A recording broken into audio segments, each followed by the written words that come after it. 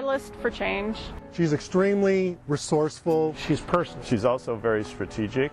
Smart. Creative. Insightful. Driven. Solution-oriented. Very entrepreneurial. Persuasive. Committed. Collaborative. Inclusive. Mover and shaker. Tenacious. Relentless. Energetic. Wonderful.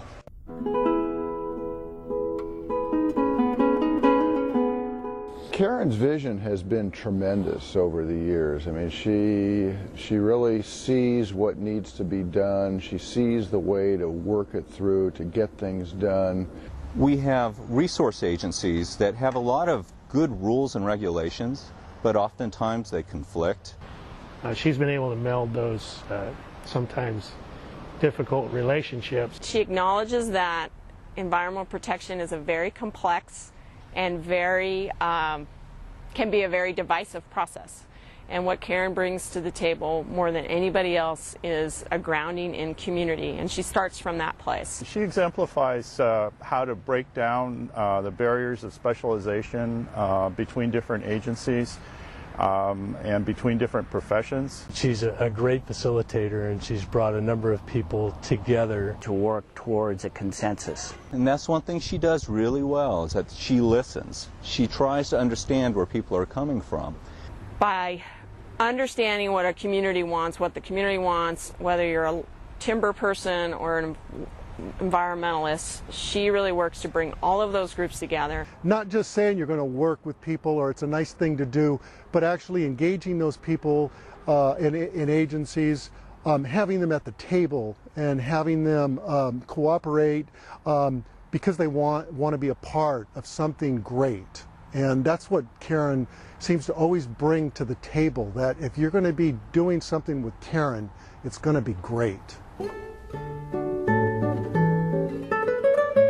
One of the key successes of Karen has been the Integrated Watershed Restoration Program for Santa Cruz County and beyond, because I do think the effect of that program has actually been beyond our region and even statewide. Her participation has really brought in obviously the RCD, the agricultural community, a lot of the folks that may not be that interested in working with the government, but Karen has been able to build a bridge with those other folks and other groups and really bring everybody in and work closely together. Agencies, project proponents, environmental interests, conservation interests, landowners, and create a mechanism that actually produces real restoration, real conservation, real species protection on the ground.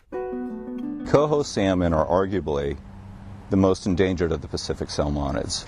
And in the stream south of the Golden Gate, they're down to 2 streams. And in one of the streams we had a very key piece of habitat where coho were holding up over the winter. And this piece of habitat became disconnected.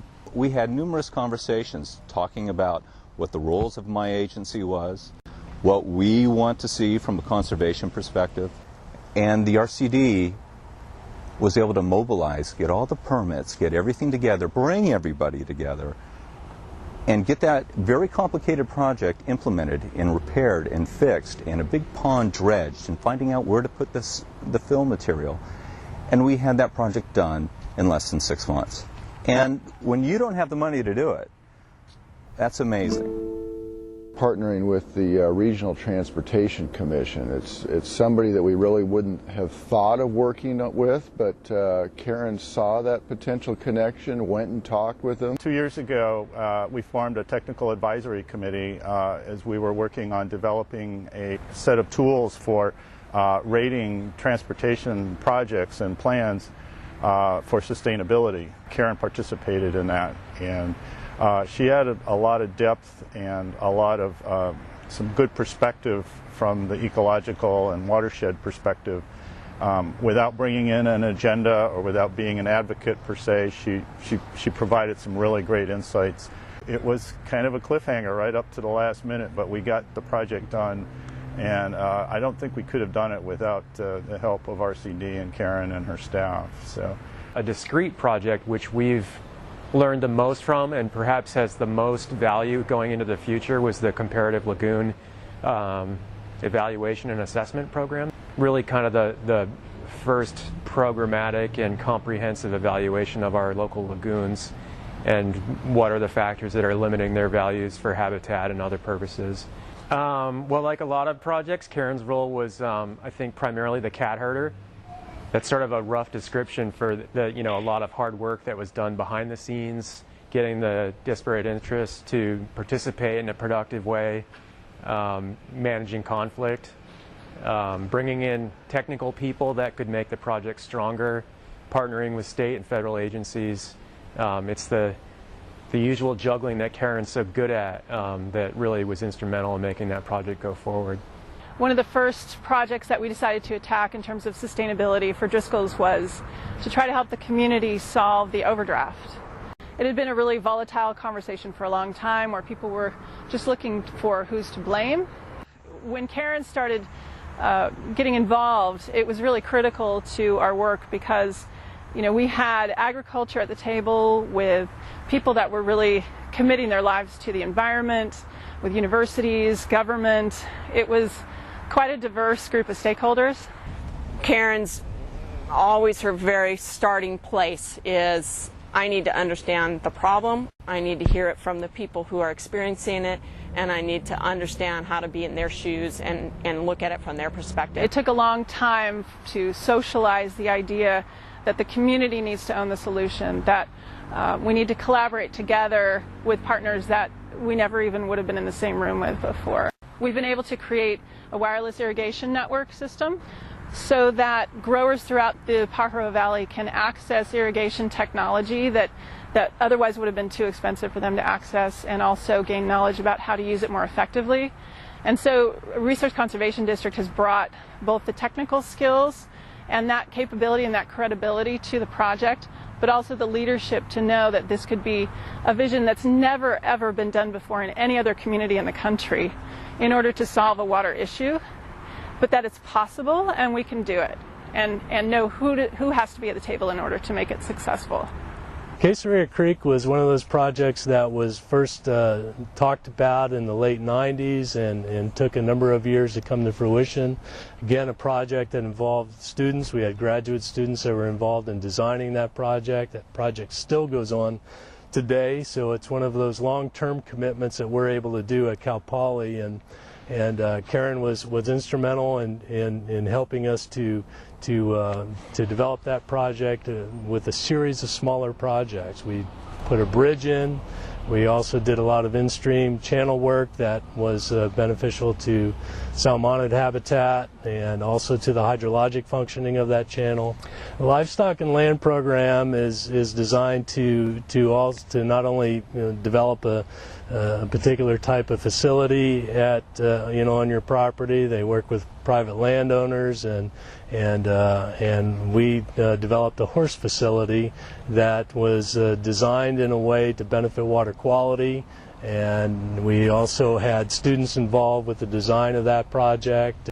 Programs like permit coordination never would have been a reality without Karen's involvement. The roads program, the home drainage program, IWRP, watershed restoration, riparian restoration, weed management, the signage program on all the creeks and watersheds in the county, the outreach to education, no stone left unturned with Karen's involvement in conservation.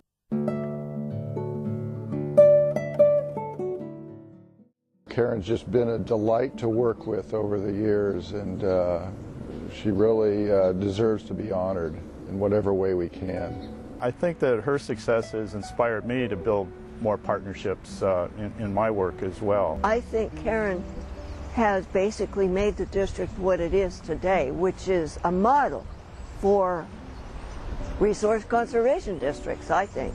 In today's world, looking at the new kinds of restoration and conservation work that people recognize need doing, and that the district is available to do. Karen has done a masterful job. Instead of looking at criticism and complaining and a standoff, hands-off approach, but gone right in and said, hey, look, where can we work together on some things? everyone that has a relationship with her has a personal relationship with her, or at least she's able to give you that feeling. The glue that really holds everything together, and she'd be the first person to say, no, no, no, I'm not the glue, you know. We're all a team working together, and that's what's so wonderful about Karen, is that she's not doing this for glory. She's not doing it for money. She's doing it because she believes in it. She's passionate about it. You know, she's doing it because it comes from her heart. She draws people in a way that makes them want to work on something that's bigger than themselves, that's beyond personal agendas, and gives you this clear idea that a solution is possible. She's just inspiring.